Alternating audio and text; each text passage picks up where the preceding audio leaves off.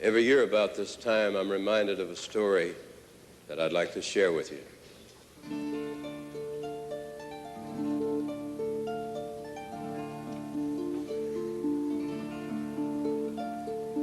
Son, said my mother, when I was knee-high, you've need of clothes to cover you and not a rag have I.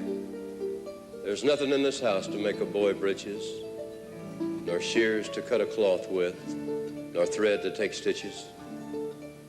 Nothing in this house but a loaf end of rye and that harp with a woman's head that no one will buy. And she started to cry. That was in the early fall, and when came the late fall, son, she said, the sight of you makes your mother's blood crawl. Little skinny shoulder blades sticking through your clothes, and where you get a jacket from, God above knows. It's lucky for me, lad, your daddy's in the ground. You can't see the way I let his son go around. Well, that was in the late fall, and when winter came, I'd not a pair of breeches nor a shirt to my name.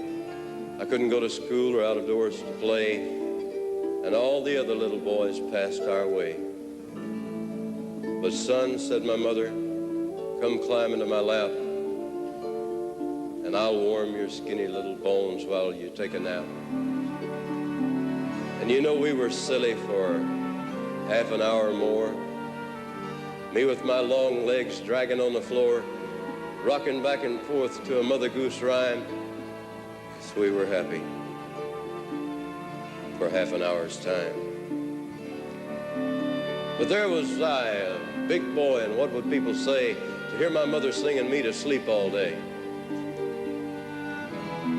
Men say the winter was bad that year, fuel was scarce and food was dear, and a wind with a wolf's head howled at our door, and we burned up the chairs and we sat up on the floor.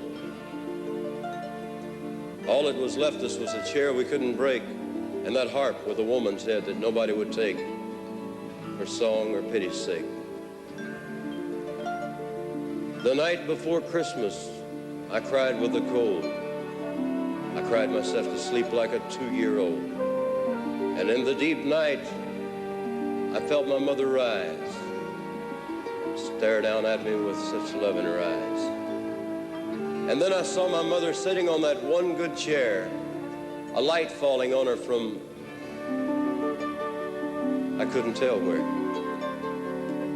But she looked 19 and not a day older. And there was that harp leaned against her shoulder.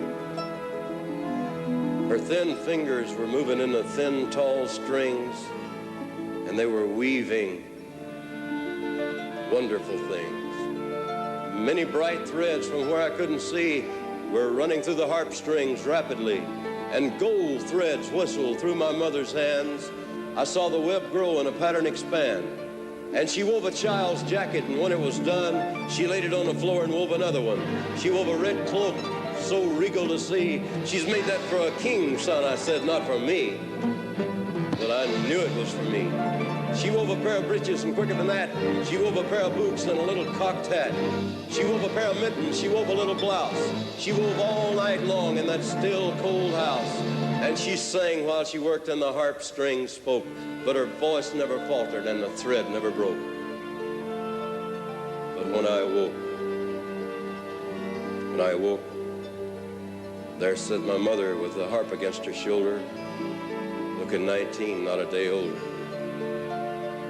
A smile about her lips and a light about her head, but her hands were on the harp strings, frozen dead.